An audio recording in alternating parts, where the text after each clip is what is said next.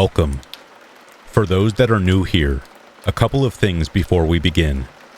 First, I only put 3 ads in my videos. 1 ad after story number 1, 1 after story number 2, and 1 more ad after story number 3. The rest of the video will be ad-free. This way you can relax and listen without any more interruptions. Second, if this is your first time listening to Rain with scary stories, don't worry, it's actually more relaxing than you might think. I hope you enjoy your time here, and thank you for choosing this video. Now, let's begin.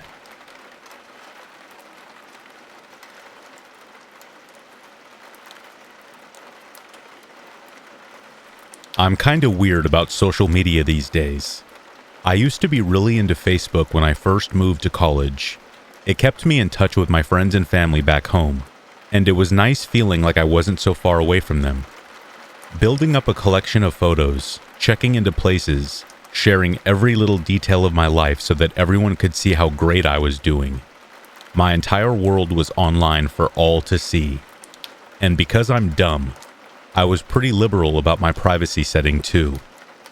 So one day, I get this message request from someone I have never heard of before. It just said, "Hey." I checked their profile to see if they were in the same class as me or something, but it turned out we had no mutuals and they lived on the other side of the country. So as you can imagine, I am pretty confused as to why they are messaging me, but I'm also curious, so I just reply, "Hey, do we know each other?" I don't know what I was expecting him to say when I saw that he was typing a reply, and I remember thinking that maybe he was looking for someone with the same name as me or something. But then his response pops up, and all it said was, "I'm going to kill you," with the cowboy emoji on the end. I stare at the message for a few seconds, not scared at all, just like, what the heck? I then take another look at the guy's profile, seeing a bunch more pictures of him wielding knives in the woods somewhere.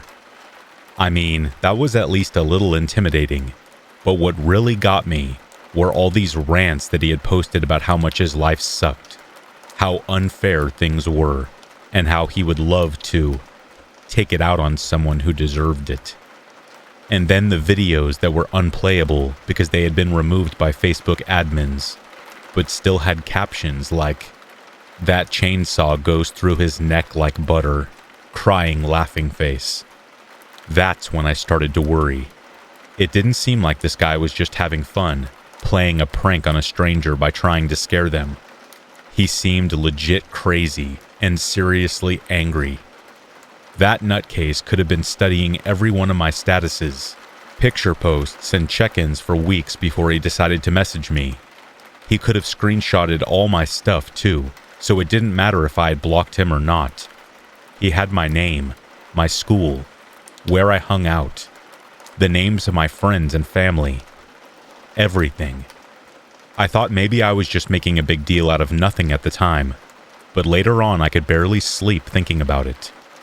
How horrifying a thought it was that he could have been driving across the country as I lay there in bed, having just picked a person at random to kill, and being crazy or angry enough to actually do it.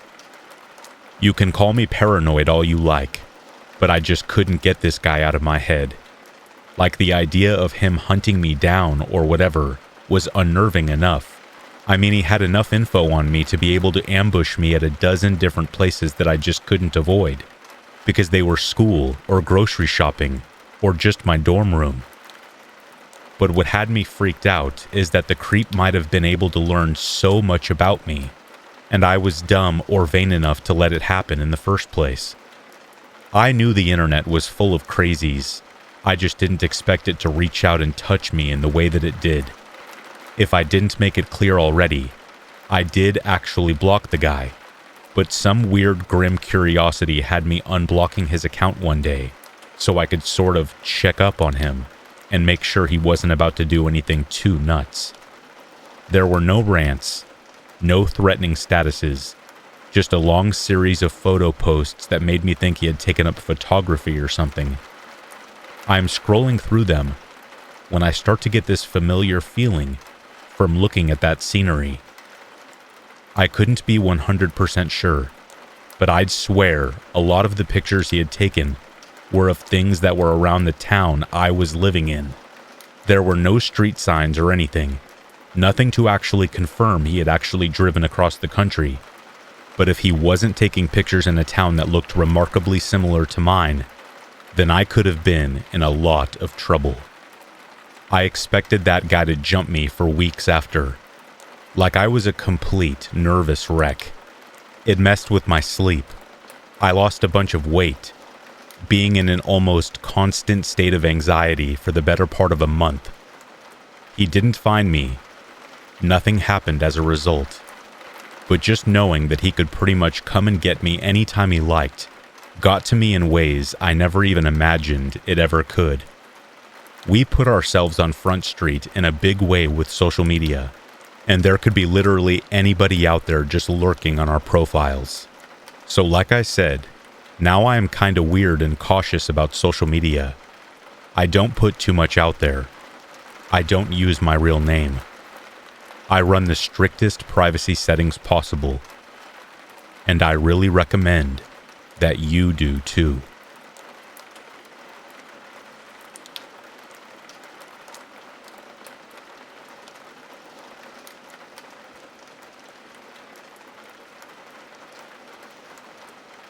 I feel like every neighborhood has a family of absolute psychos. Almost everyone I have spoken to about this sort of thing seems to remember one group of absolute wrong-uns, be it from their childhoods or from their current lives. And if there's one thing I have learned from their collective memories and stories, it's that whenever there's a family like that around, it's only a matter of time before something comes to a head, or something finally boils over.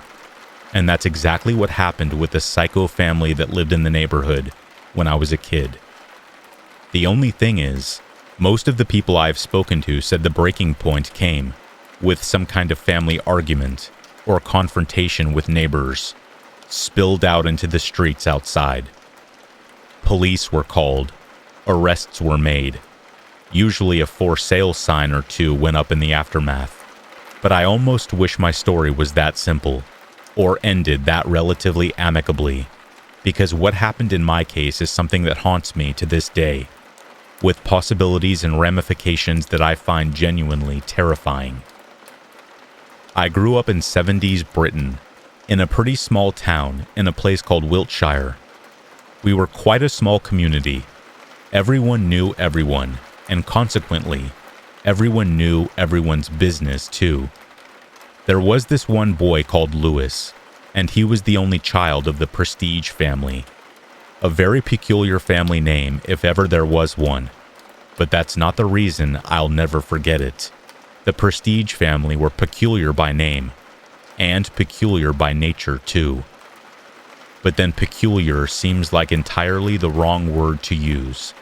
Peculiar makes you think of something quaint and adorably abnormal, but there was nothing adorable about the Prestige family.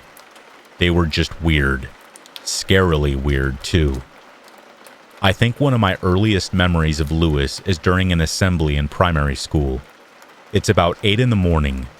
All the kids in the school are sat in the main hall, and it's deathly quiet apart from our headmaster making announcements, and the soft sobs of young Lewis. He did not stop crying for the entire assembly, and it didn't just remain this quiet weeping either.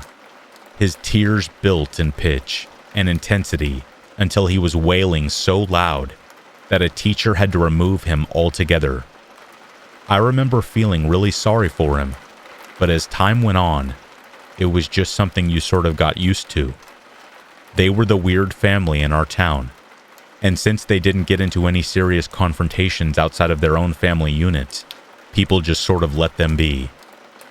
The next serious incident I remember was years later, in secondary school, when the schoolyard suddenly became abuzz with people gossiping over something.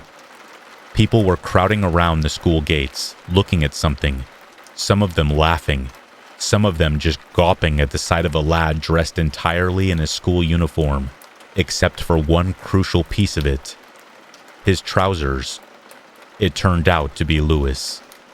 From what I heard, he had been basically pushed out of the car by we assumed to be his dad, and rumors went flying around that Lewis hadn't been quite ready to leave the house when his dad was ready to take him to school that morning.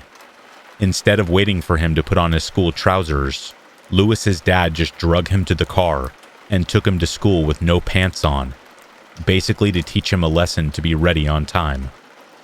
I'm not entirely sure how true the reasoning was, but I do know that I witnessed Lewis having to walk into school in nothing but his school jumper, his shoes, and his underwear with my own eyes. I am also not entirely sure how Lewis was still allowed to live with his evidently abusive parents either. Again, rumors went around that they had had a visit from social workers, but this I believe because for a while, there seemed to be little in the way of serious incidents coming out of the Prestige household.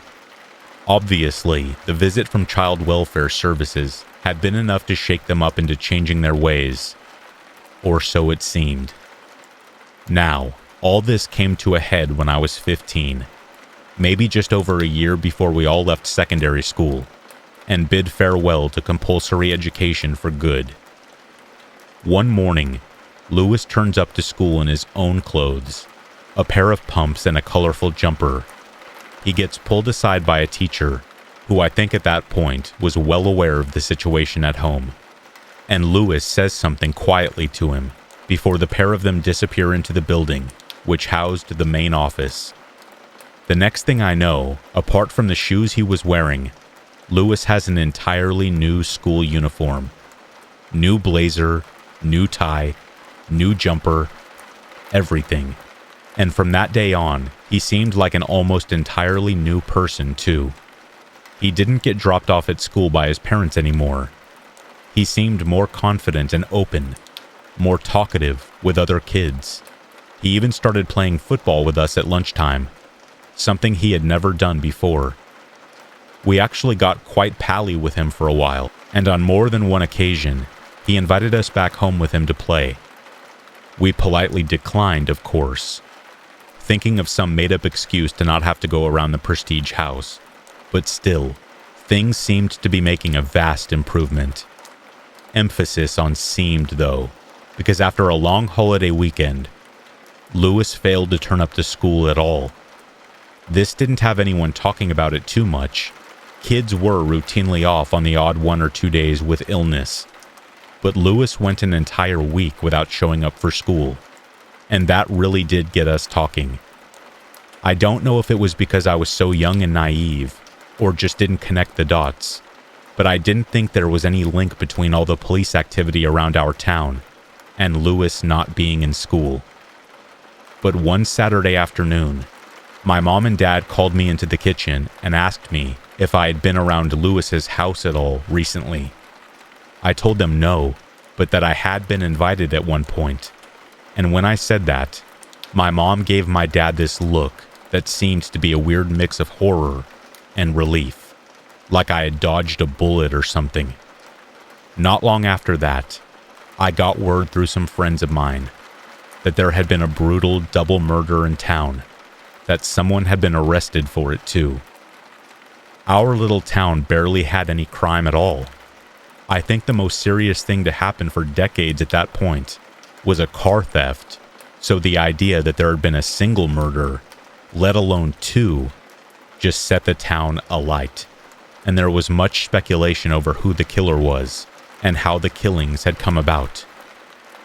Looking back on it now, I can see why the adults might want to shield us from the whole thing, and it was only a few years later than I realized why the police had made such an effort to keep the identity of the murderer a secret. It's like that. When a murderer is under the age of 18, when they are a minor, their identity is kept secret for as long as possible. But that's only really possible with the media, because it did not take long before the residents of our town figured out what happened, and it was bound to trickle down to us sooner or later. The reason Lewis's parents didn't seem to be around anymore, The reason he was so happy and confident and carefree was because Lewis had killed them. He had finally rid himself of the people that had made his life hell. I get that, but the fact that a kid killing his own parents could make him so happy, that is something I have never been able to truly understand. The horrible thing was looking back on the event years later and sort of piecing together the puzzle. For example, the day he came to school in his own clothes was probably the morning he had killed them, and since he had gotten blood on his school uniform, he had to dispose of it. All the times he had invited us back to his place to watch TV or play football, his parents would have been dead in the upstairs bedroom, assuming that's where he had killed them. If we had gone around, maybe we would have been able to smell them, or see flies buzzing around the bedroom door or something. We were all just one little spur of the moment yes from finding out. Finding their bodies. Maybe if that was the case, then Lewis would have killed us too.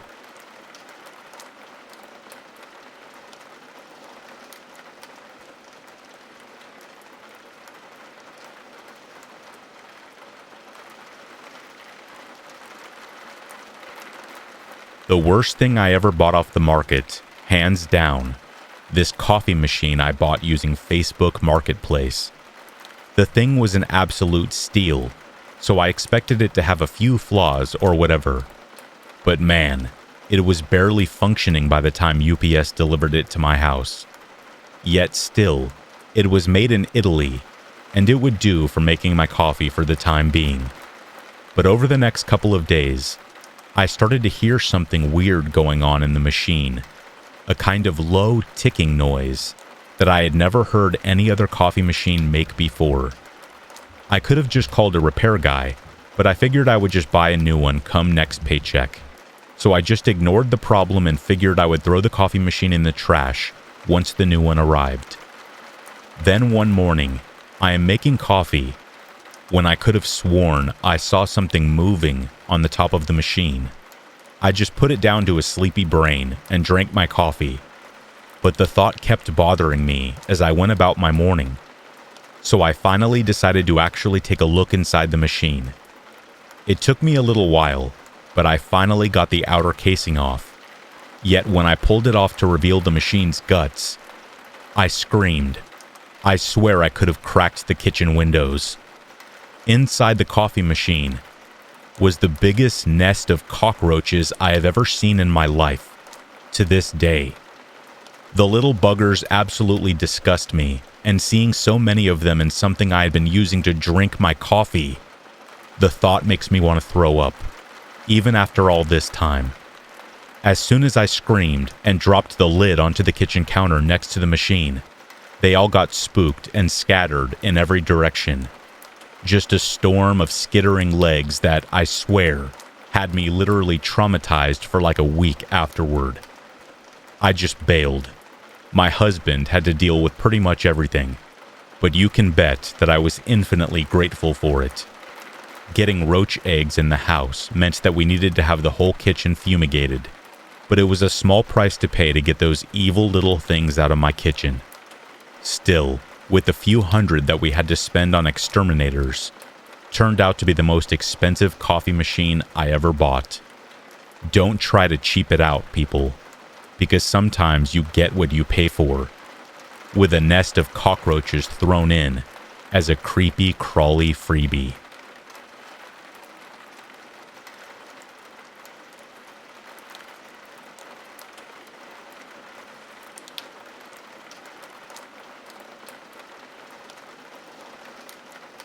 To understand my story, you sort of have to know a tiny bit about trespassing laws in our country, in that we don't have any, so long as you're respectful and non-destructive. You can walk over any hills you like, and in my case, camp on any beach of your choosing, so long as once you leave the area is how you found it. I used to love camping when I was little. Our family would go multiple times a year with a large group of my parents' friends and their kids.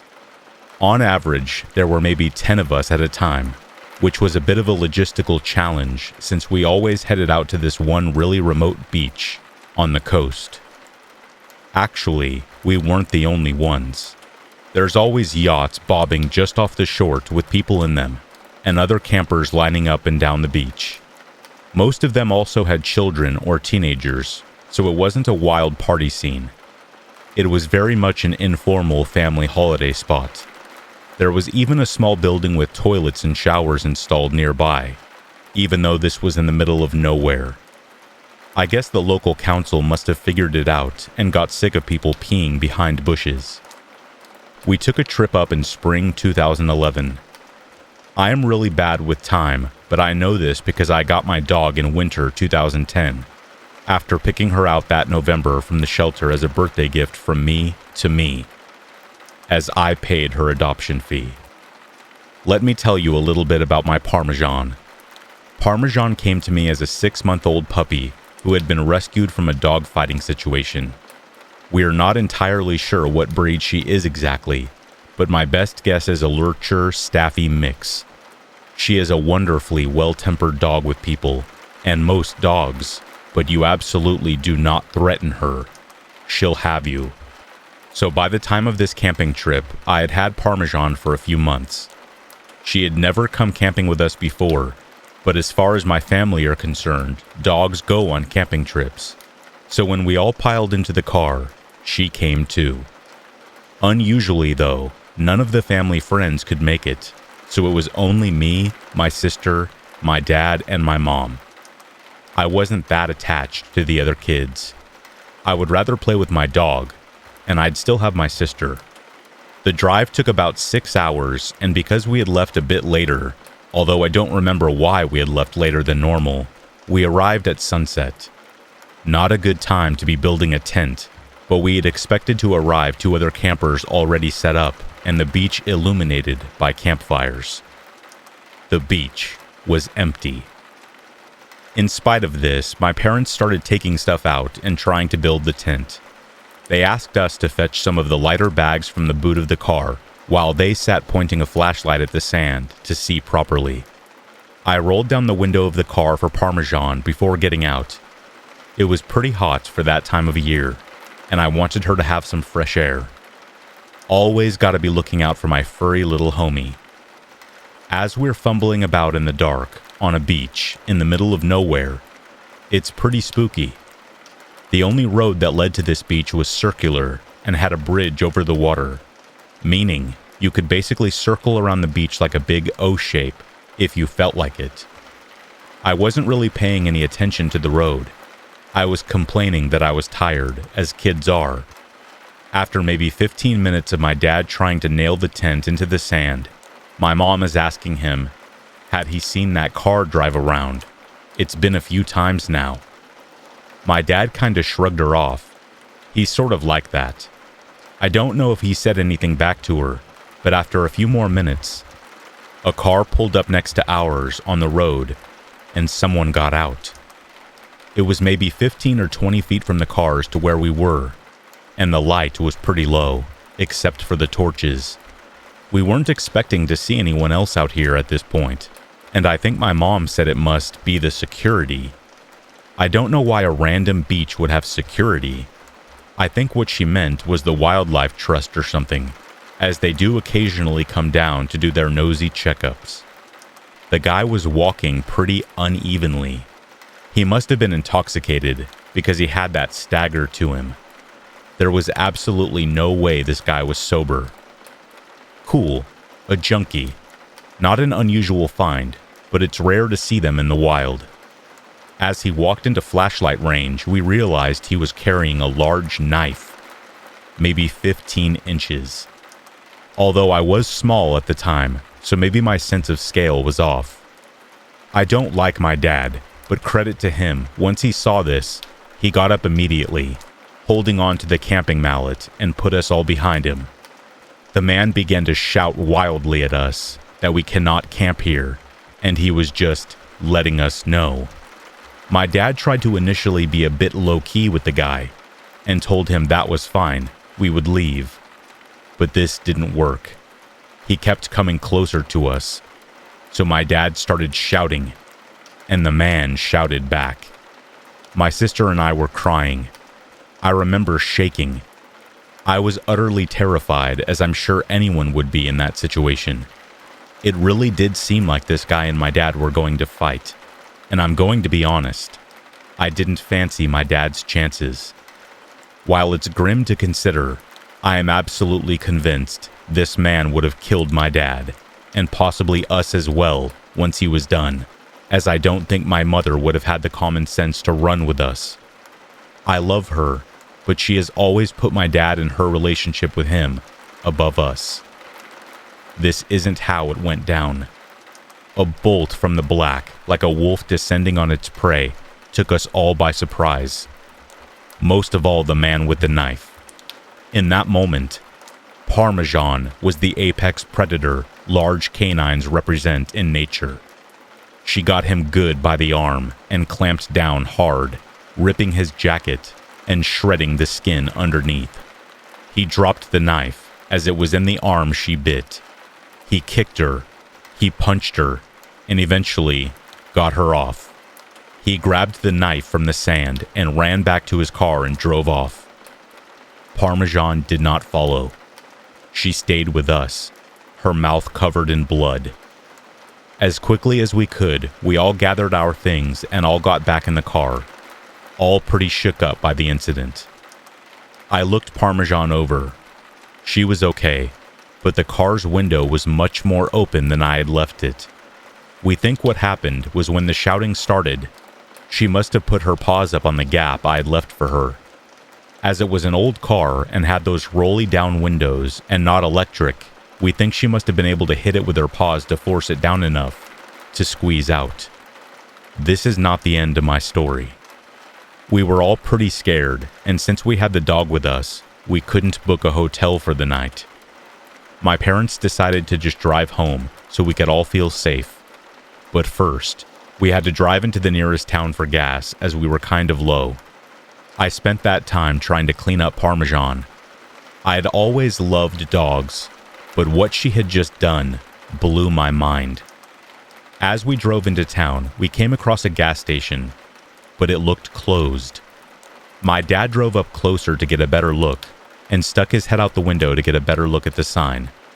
My mom asked him what on earth he was doing, and he told her he was trying to see when it opens. My heart sank.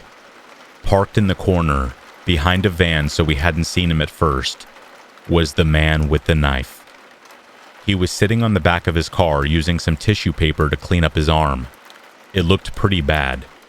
Without stopping to refuel or look anywhere else in town, my dad drove us right out of there. He decided to go to the next town over, but the next town over was 60 miles away. He didn't have that much gas, we realized, as we began driving. We were going to run out. That's fine, Dad said. We had AAA. They would come tow us home, or at least get us somewhere acceptable for the night. Better than staying in the last town. After driving for maybe 5 minutes, lights flash us from behind. Another car. The same car the man had been driving. It was him, following us. The next half hour was one of the worst half hours of my life. I had a complete and utter breakdown, as did everyone really.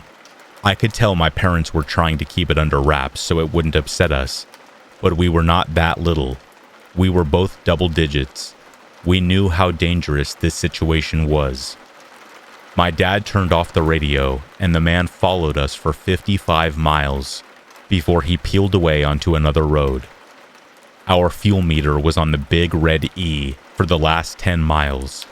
We were driving on fumes. I don't really believe in God, but if he does exist, this seemed like one of his miracles. Once we got there, we drove into a gas station and refilled to a full tank before driving the rest of the way home. My sister and I slept in the car after that. I only woke up once we made it all the way home, just grateful that nothing worse had happened after that. After getting some sleep, my mom phoned the non-emergency line for the police and reported what happened. They never got back to us after that, But apparently, the woman she spoke to said they may wish to in the future, as he matched the description given of a suspect wanted in relation to a murder charge. No idea if he actually was that guy or just a random psycho. As I said, they never got back to us. So what's the takeaway? Other than crazy man on the beach? Well, for me, it's that I love Parmesan. I love dogs. She's still with us now, old as the hills, and twice as grizzled as one of my mom's friends likes to joke. I don't know why she did what she did that day. I could not tell you what her thought process was. What I do know is that this poor dog was born into an environment where they abused and neglected her, only to be rescued and taken to a shelter where her mother and siblings all found homes before her. Despite how badly people had treated her, when I took her home, she forgave, but not forgot. I think the saying is, I never trust a person who doesn't like a dog, but I always trust a dog when they don't like a person. They have a very good understanding of human body language, and I think she must have understood how dangerous this guy was. If you're able to, please adopt. You might find yourself in a situation like mine someday. Hopefully not. I promise you, if you're willing to save a four-legged friend's life, they will pay you back tenfold if they're able to, without a thought for their own safety. I paid $78 for Parmesan's adoption fee, which is a lot when you're a kid.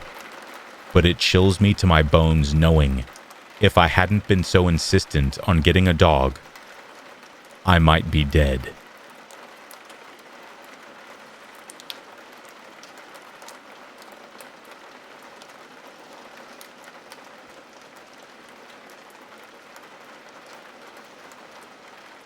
When I was a kid growing up in North Carolina, I was a member of the Boy Scouts of America. I know it might seem corny, but my time in the Boy Scouts honestly made for some of the fondest memories of my childhood. And as much as my friends these days like to make jokes about the deviant proclivities of my former scoutmasters, nothing remotely weird or unsavory ever happened with any of them. There was a lot of fishing, camping, fieldcraft, and community service. Just some good old-fashioned wholesomeness that gave my parents a break from me from time to time. Well, all except for this one time. So one summer, my scout troop goes on this big camping trip up into the Smokies. For those unfamiliar with the term, the Smokies, or Great Smoky Mountains, are a part of the Greater Appalachian Mountains and are also home to the Great Smoky Mountains National Park, one of the most highly visited national parks in the country. The name Smokies comes from the natural fog that often hangs over the mountaintops, appearing as large smoke plumes from a distance, and originate from organic compounds that are exhaled by the local vegetation. But excuse the high school science lesson. I'll get on with it. So we're up in the Smokies having a good time, when one night, while sitting around the campfire after dinner, one of our scoutmasters decides to tell us a creepy campfire tale. He starts telling us the story of Udlunta, which is the Cherokee name meaning spear finger, or one with the pointed spear. Spearfinger supposedly lived in the western part of North Carolina, right up in the Smoky Mountains where we were camped at the time, and her name referred to the long, slender, sharp finger on her right hand, which she used to slice up her child victims, whose livers she ate raw. As legend has it, she apparently clutched the stony skin on her right hand tightly, because her heart was actually hidden in her palm there. Our scoutmaster goes on to tell us how, because Spearfinger's skin was made of stone, she was invulnerable to the arrows of the Cherokee, and her footsteps sounded like thunder as she walked along the mountainside. Whenever her deep voice rumbled around the hillsides, it would scare all the birds away, a warning sign to those she was hunting, as she sang her favorite song, Ue la na siku, or Liver, I Eat It. Spearfinger was also said to be able to take on the appearance of her child victims' family members, often taking the form of a kindly old woman to trick her victims into feeling safe around her. She would lull the child to sleep, running her fingers through their hair to calm them, before stabbing her pointed finger through the back of the neck, or through the heart. She would then tear out the livers of her victims before feasting on them, leaving her mouth covered with fresh blood. Needless to say, by the time our scoutmaster had finished telling us the story, we were all completely and utterly terrified, and only managed to stop freaking out once he had gotten out his old guitar and sang us a few songs. But that night, while back in my tent with a buddy of mine, I found myself totally unable to sleep. I kept imagining that, if I did, Spearfinger would come, rip my tent open, and stab me in the heart with her long, sharp, stony finger, all before tearing out my liver and eating it. Then, right as I was about to drift off to sleep, a bright light lit up one side of my tent. I was completely frozen in fear for a moment, whispering for my sleeping buddy to wake up, but I was totally unable to rouse him. I carried on staring at the side of the tent, wondering where the bright light was coming from, as it seemed way too intense to be from someone's torch. Then, I just about let out a whimper of fear when I heard a hissing sound and saw a shadow passing over the fabric of my tent. I called out to them, asking who was there, but no one said a thing in response. There was just another faint hissing sound as the figure seemed to creep closer and closer to my tent. Then, I saw the figure raise a hand, and I almost choked in terror when I saw a single, long, pointed finger and a hissing voice whisper, "Uwe lana siku." I screamed, ripping my way through the front flap of my tent and tearing around the campsite screaming, "It's Spearfinger! It's Spearfinger! She's come to eat my liver! Please don't let her eat my liver!" I expected the rest of the camp to start screaming too, to burst out of their tents in terror, or to maybe just stay inside them in the hopes that Spearfinger might pass them over. And don't get me wrong, there were a couple of other cries of fear that accompanied my own. But the sound that made me slow to a stop and peer around in confusion was the sound of laughter. When I looked, I saw another one of the scouts, this kid named Devin, and he was just about doubled over in hysterics, with a long, slender twig tied to one finger. I must have been boiling with rage at the time, but Devin just thought that it was extra funny, waving the long wooden twig at me and making the same hissing sound again before bursting into laughter.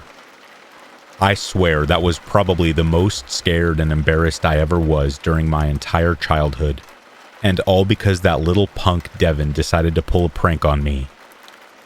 Ever since then, I have never been able to hear the words Smoky Mountains without remembering that Boy Scout camping trip, even if it does make me kinda smile these days. But what doesn't make me smile is seeing liver in the deli section of a grocery store, because all I think about sometimes is the idea of Spearfinger hushing a child to sleep, stroking their hair, singing them a little lullaby with the voice of their grandma or favorite aunt, all before ripping out their liver and feasting on it, with her stony, skinned lips drenched with dark, fresh blood.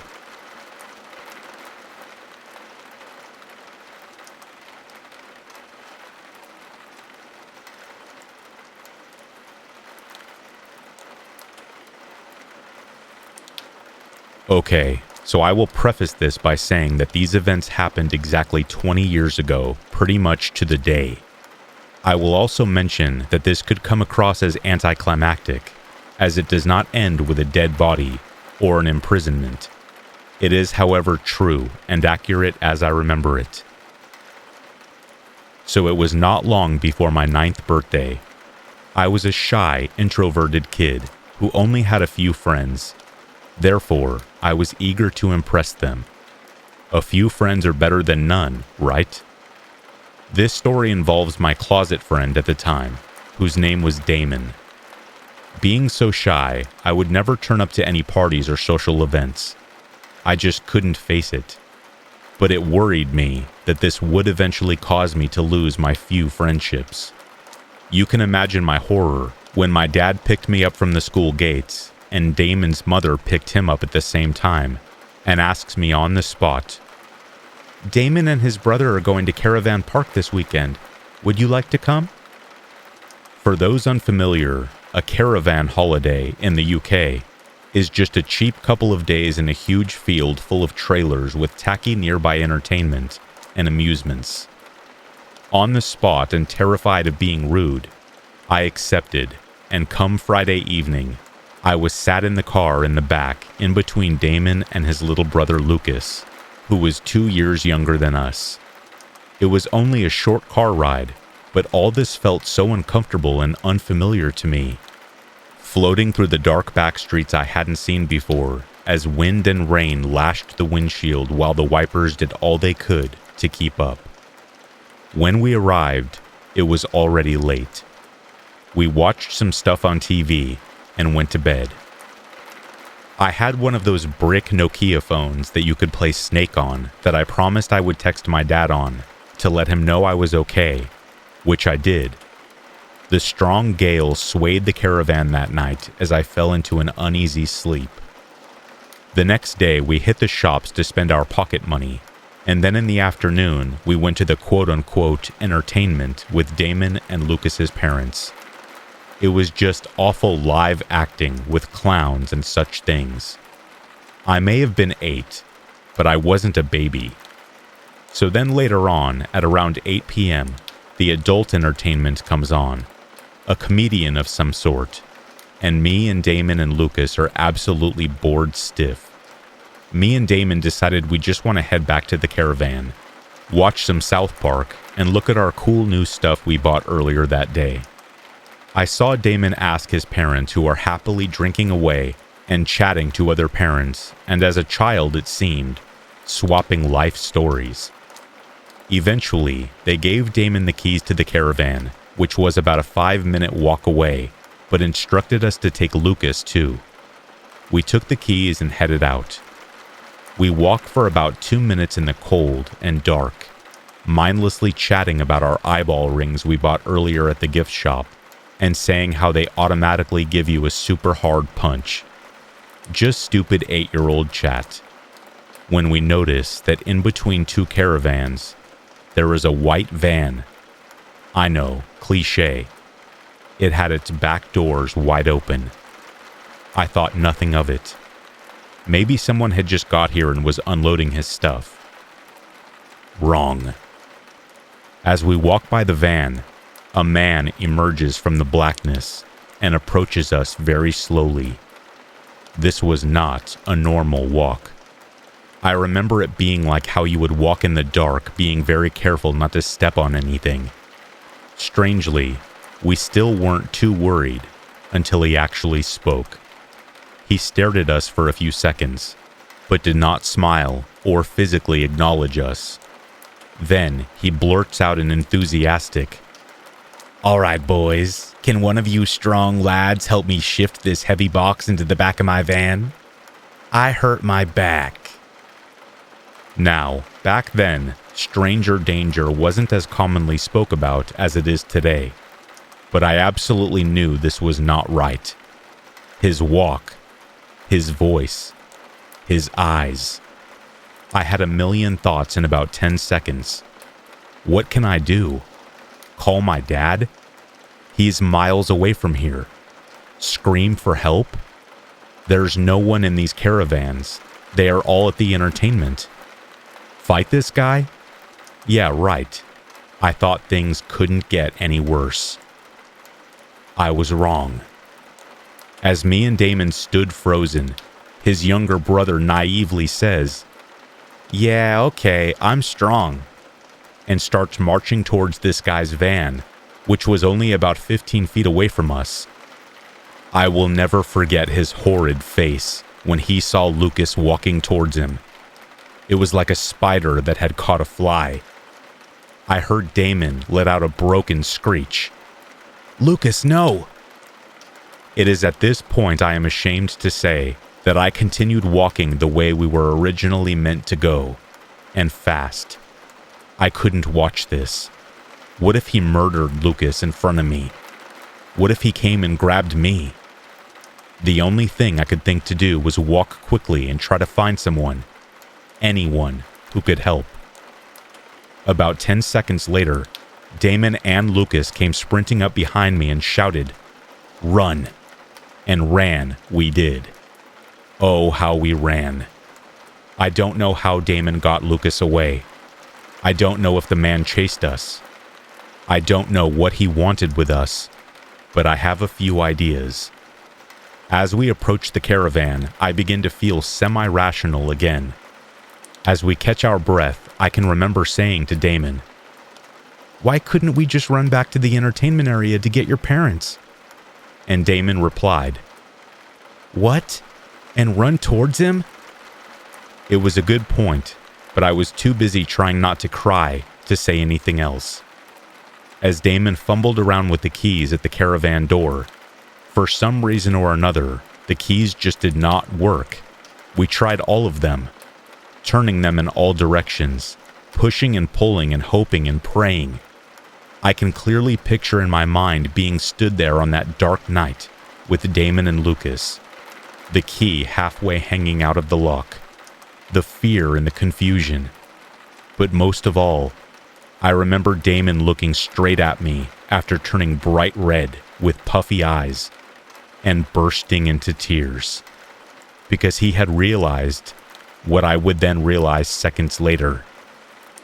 We had to go back. Strangely, Lucas was the only one not crying. I think he was too young to understand the danger that we were truly in. After deciding that we were in just as much danger standing there as we would be going back, we headed back towards Damon's parents. I have never ran that fast in the 20 years since then, and I dare say that Damon would say the same. About halfway there, we hear the most disgusting primal wail you can imagine. It was about 5 seconds long, and it sounded like a mixture of anger and pain. We never stopped, just made brief eye contact and kept going. Had the man killed someone? Or was this man screaming because he knew that we had gotten away? We would never know.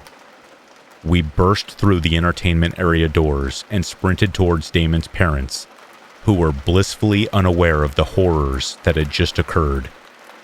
I remember his mother staring at us wide-eyed with her mouth open, and we burst into floods of tears, half because of the trauma and half because of the relief.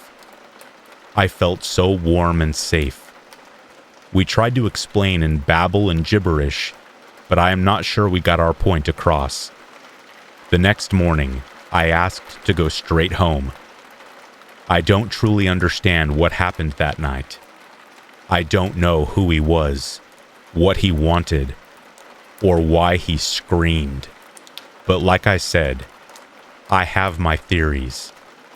But no one was killed that night in the caravan park, and nobody else was around to scream.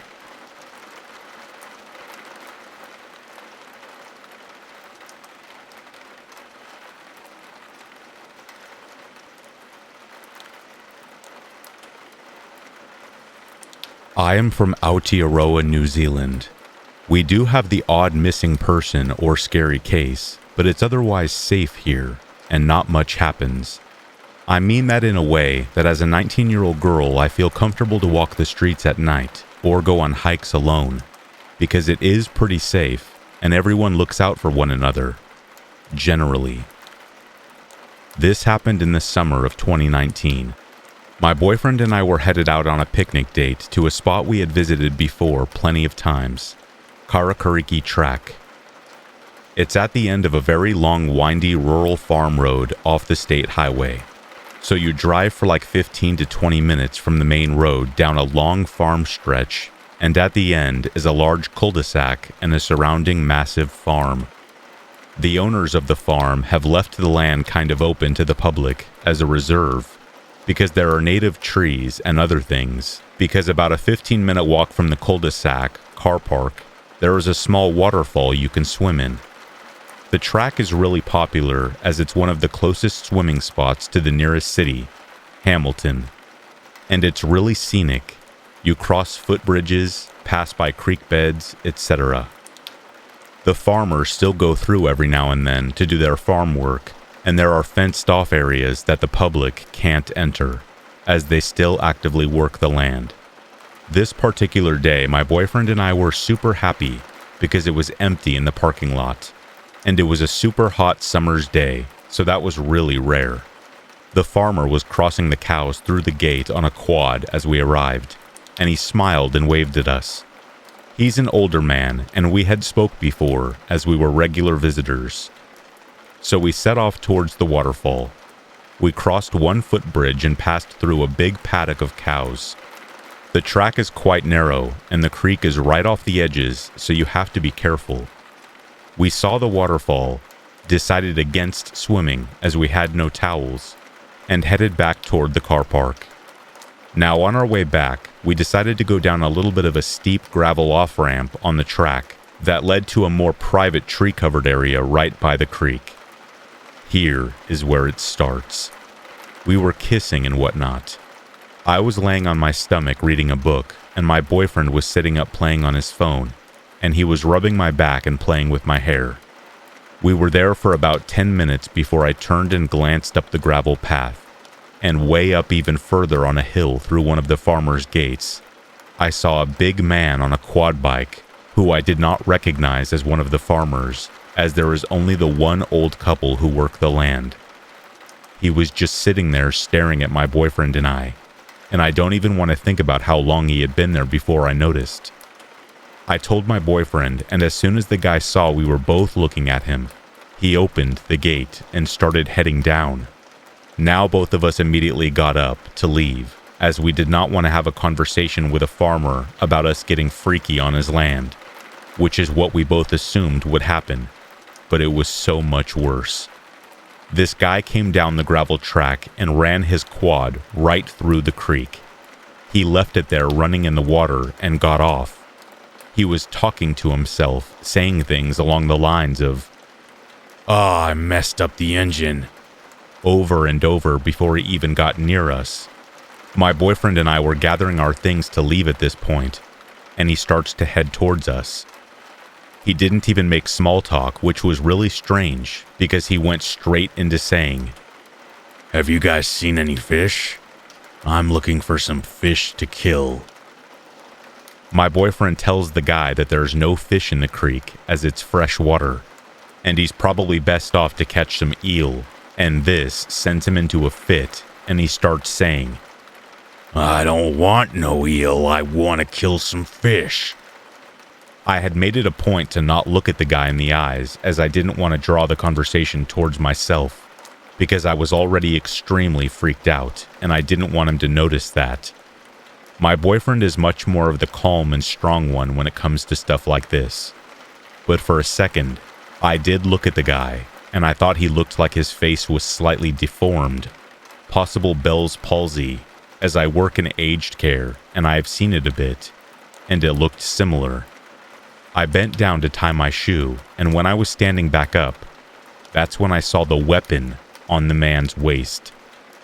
Listen to me close now.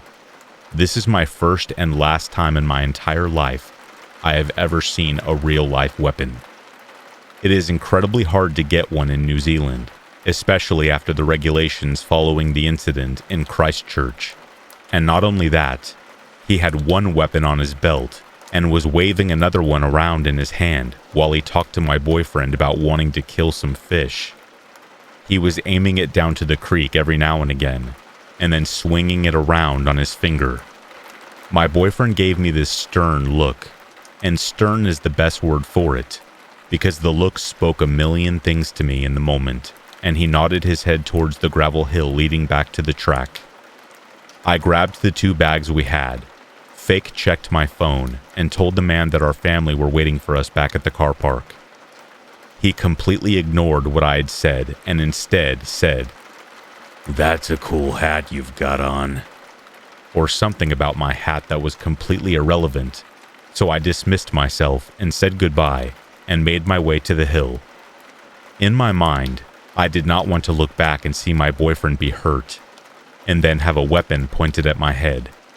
I knew that our best bet was me getting up this hill onto the narrow path he couldn't ride his quad down and sprinting to the farmer's house. As I'm walking up the hill, this guy says to my boyfriend, "That's a really pretty girl you got there." And it was like all the intentions of his I didn't want to believe were confirmed. I felt like I would die.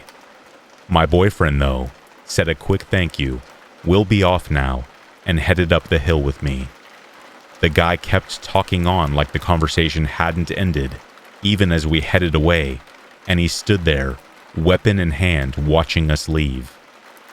As soon as we were around the corner, we sprinted all the way back to the car park where, we hadn't noticed before, there were over 10 empty shells laying on the ground.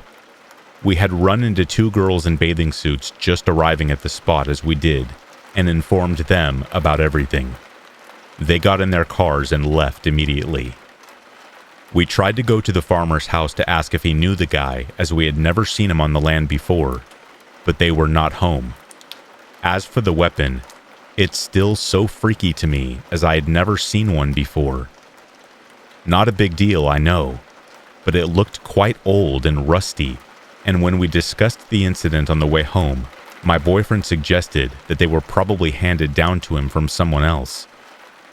This incident has stuck with me for the past few years, and my boyfriend and I have not been able to return to the spot, which sucks, because that's where we had our first date, and it was a really sentimental place for us. I had to drive past the road leading to the track for like a year as I commuted between towns, and it always made me feel sick. I could have lost my life or my partner that day, and I'm always extremely grateful that my boyfriend is the man that he is, and was able to steer the guy away from us for us to leave, and to communicate to me through movement to tell me what to do in my freaked out state. He told me after that he was ready to die if he had to, because knowing the guy had been watching us beforehand and complimented me in the way that he did was clear that he could have had some scary intentions.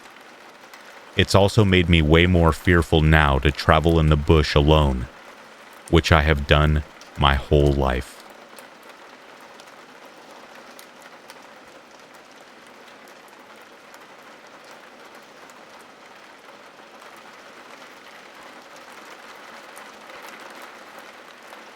Last night, I was laying in bed, reading a little before I went to sleep. I think it's important to clarify that I live on the outskirts of my town. Still in town, but definitely on the edge, off the highway that leads out of town and into about a 15-mile-long stretch of lots of country, woods, fields, a few residences, but mostly open highway.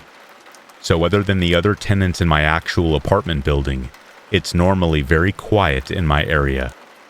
My building is a square with 4 apartments, and for each of us, our door simply faces out into the open.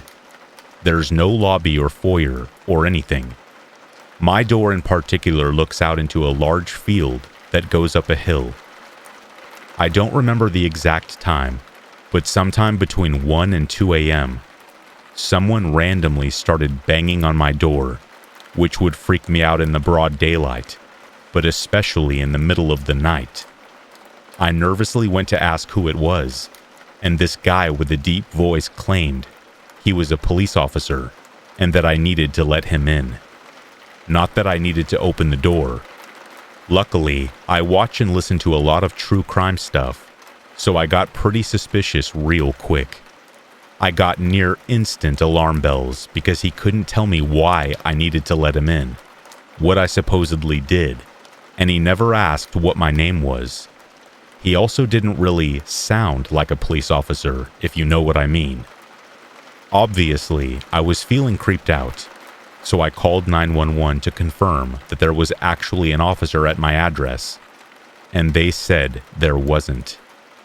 At this point, I'm freaking out, and I kind of call out through the door that I'm on the phone with the police, and the guy just kind of bangs on my door one more time, then stops making all noise.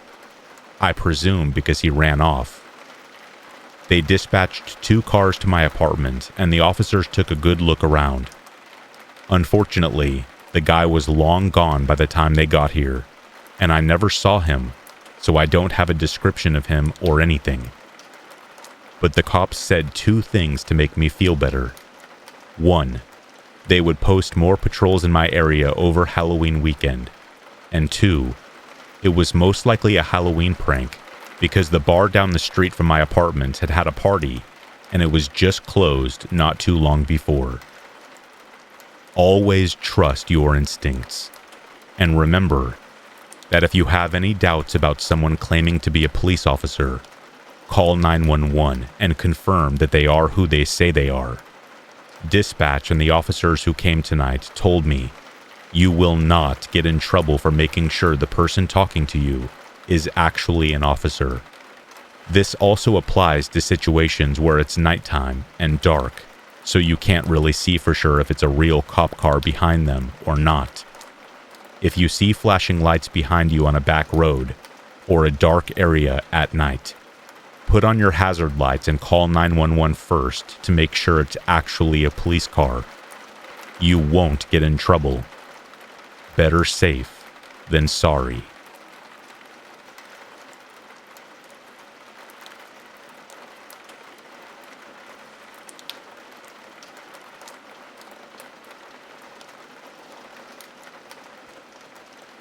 Geraldine Largay kept a detailed record of her journey along the Appalachian Trail during the summer of 2013 in a small black notebook. Due to her pace, she had adopted the trail name Inchworm, but for a slow walker, she had still managed to cover an immense distance, hiking almost 1,000 miles from Harper's Ferry in West Virginia with a close friend of hers named Jane Lee. George Largay, Geraldine's husband of 42 years, was driving ahead of them, arranging care packages and supply pickups for them, occasionally ferrying them to motels for the relief of a hot shower or a night in a soft bed. But on June 30th, as Jane and Geraldine reached New Hampshire, Jane was forced into an early end for her adventure due to a family emergency, but Geraldine insisted on continuing the hike. The trail was almost at an end, and she would not give up so easily. Jane would later say that Geraldine had a poor sense of direction, had taken a wrong turn on the trail more than once, and would become flustered whenever she made such mistakes. Then, while she was all alone, Geraldine ended up taking another wrong turn up in Maine, wandering into terrain so wild that it is used by the state's National Guard for military training. She kept riding after she lost her way, even as her food supply dwindled along with her hopes of being found. She ended up waiting nearly a month in the Maine woods for help that would never come. Geraldine had left the trail in one of its most rugged sections, with thick underbrush and fir trees packed so tightly that the landscape became a maze of greenery. You step off the trail a little, then turn around, and it's very difficult to see where the path is, reported a volunteer who spends time doing trail maintenance in the area. If you didn't know which way the trail was, you could easily walk in circles for hours. Knowing she was hopelessly lost, Geraldine sought high ground in the hopes of getting a signal on her cell phone. "Lost since yesterday," she texted her husband. "Off trail 3 or 4 miles. Call police for what to do, please." She tried over and over to send messages, but none went through. "In some trouble," another text to George read. "Got off trail to go to the bathroom. Now lost." She asked him to call the Appalachian Mountain Club to see if a trail maintainer could help her, but again, the message was never received.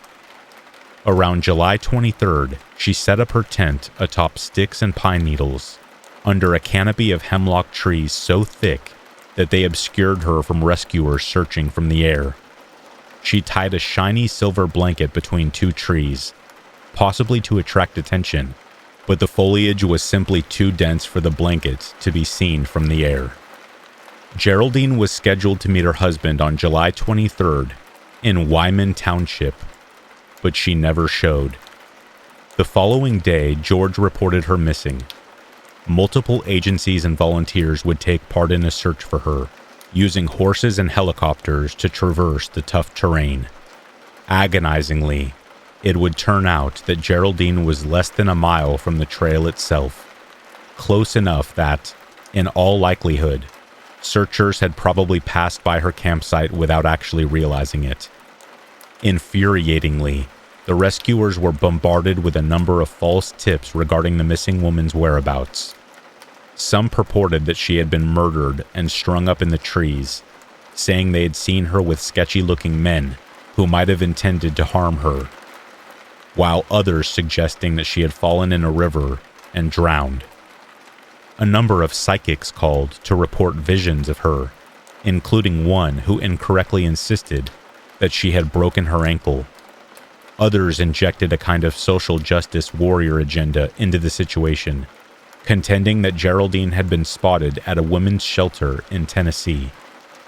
This actually diverted valuable resources away from the search with accusations that her husband was a batterer, when in reality, he had never laid a finger on her for the entirety of their marriage. Her last entry reflected a strikingly graceful acceptance of what was coming. "When you find my body, please call my husband George and my daughter Carrie," she wrote. "It will be the greatest kindness for them to know that I am dead and where you found me, no matter how many years from now." It would be 2 years before a logging company surveyor stumbled upon her campsite and remains, solving a mystery that had been tormenting her family and defied teams of experienced searchers. Mrs. Largay, a retired nurse from Tennessee, had survived nearly a month on her own, longer than many old backwoods hands thought possible, before dying of exposure and starvation. Her dead body was found on October 14, 2015, still inside her sleeping bag, in a campsite she kept tidy until the day she passed away. Around her lay her final few belongings, including a blue and white bandana, a rosary, birthday candles, lighters, dental floss, a sewing kit, and 2 water bottles, one still containing water. 2 weeks after she was found, Geraldine's family visited the area in which she tragically lost her life. They left a white wooden cross decorated with messages etched in black marker. One, written in a child's handwriting, said, "I wish you were here." It is quite simply terror-inducing that, even in a country as populous and settled as the United States, a person can still go missing on a simple mountain trail and vanish almost without a trace, only to be found months later, having starved to death in a country where there is such abundance of sustenance and civilization. Humankind has tamed more and more of America since the nation's founding, but it seems that some particular areas of the country will always be wild.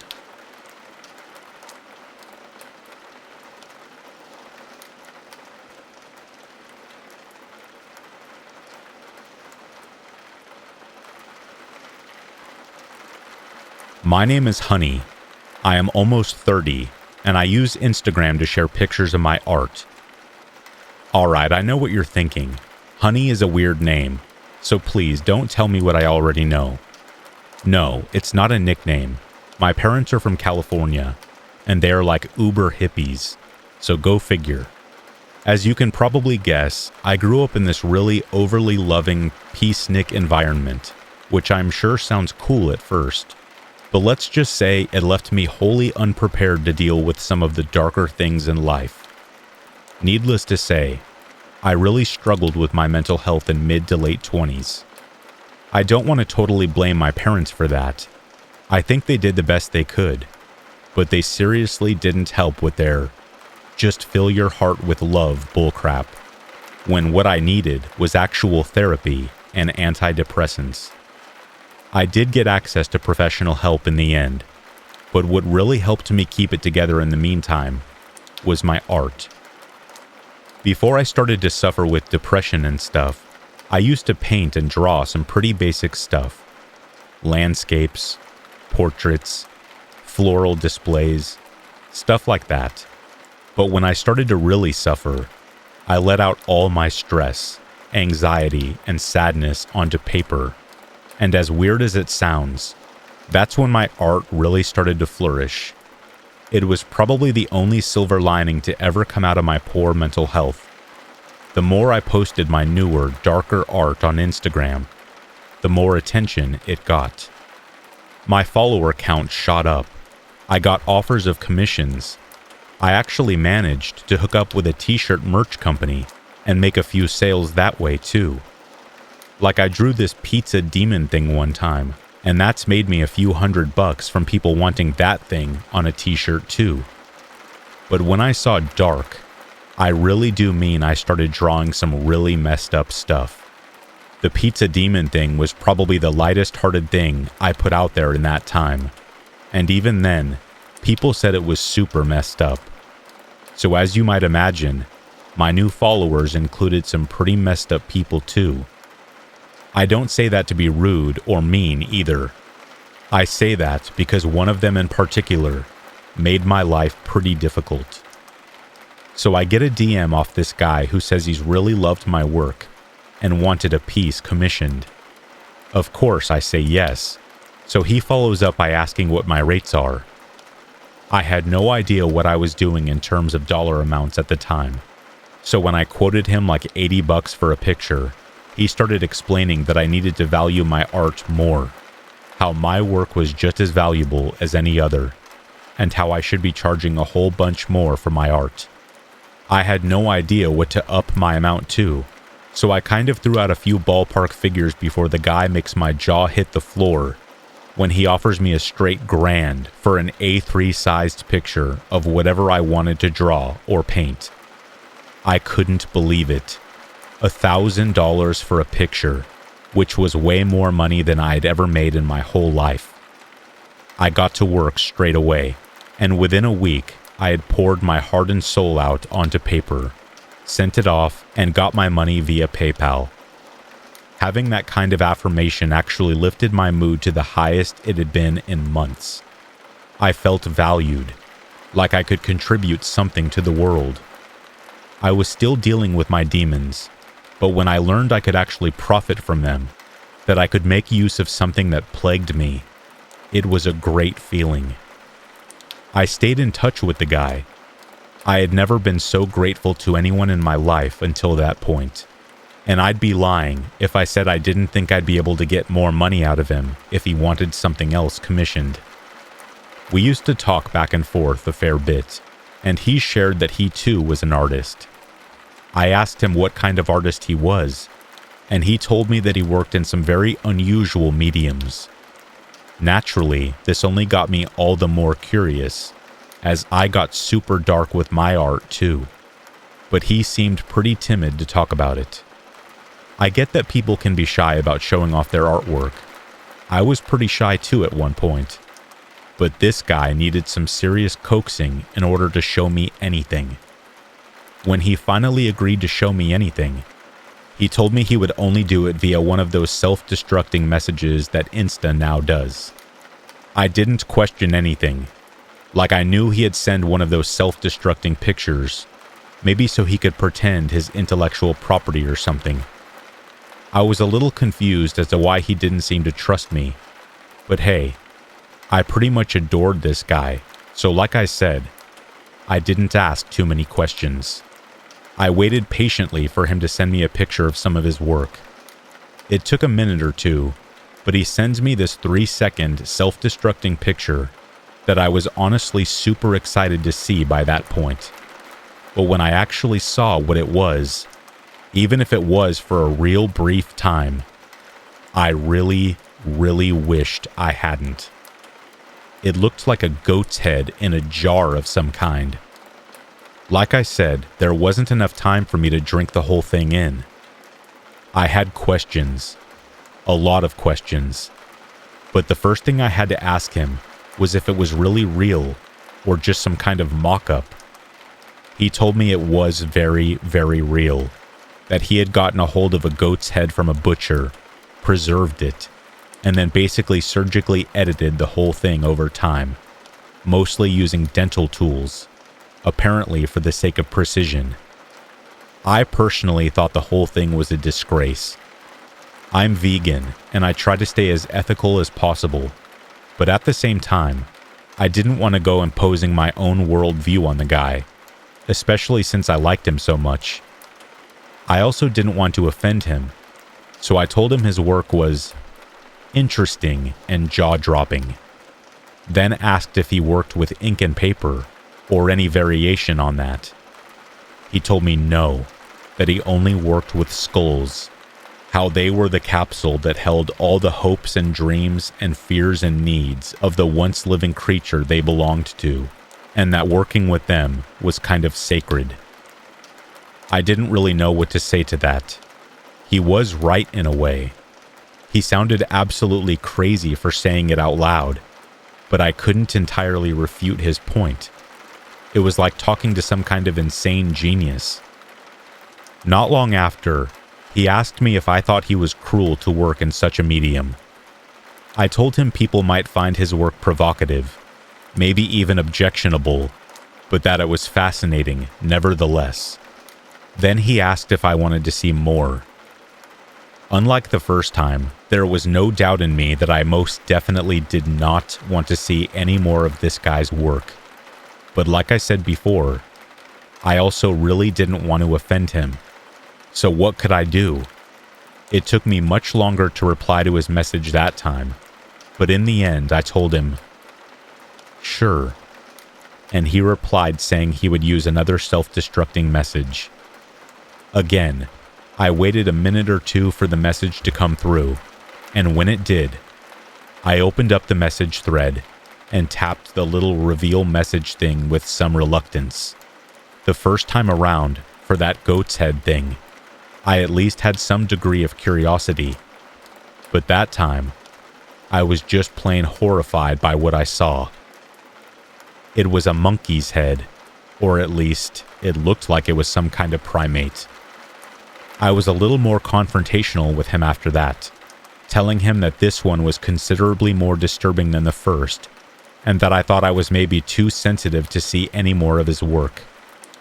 He asks why, and I broke it down to him that I had been vegan for a few years, that I was a real animal lover, and although I could stomach the goat's head thing, I really couldn't handle the monkey, as it looked far too human to me.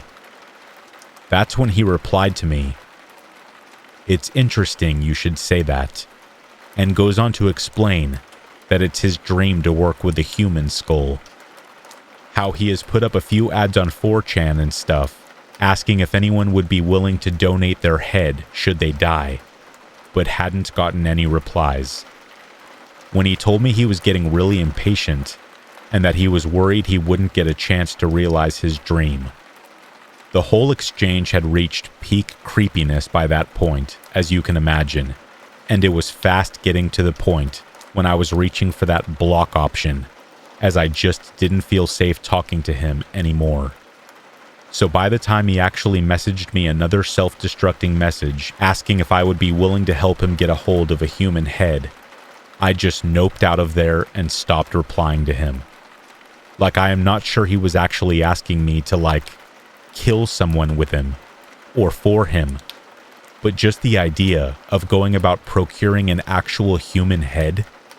No. But I couldn't bring myself to block him, like he was a potential source of sales after all, and I could make a lot of money from the guy if I kept him interested in my work. I try not to think about it, but I get these really bad feelings from time to time. Like, what if he catches on to the fact that I just ignore him? And what if he decides that it's my head that he would like to use to complete his magnum opus?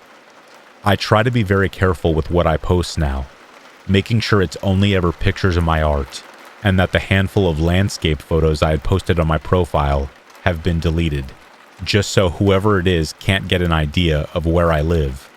Because if they do work out where I'm at, there's just no way I'd be able to go around feeling safe, not which someone whose ambition it is to work with severed human heads, knowing where I lay mine at night.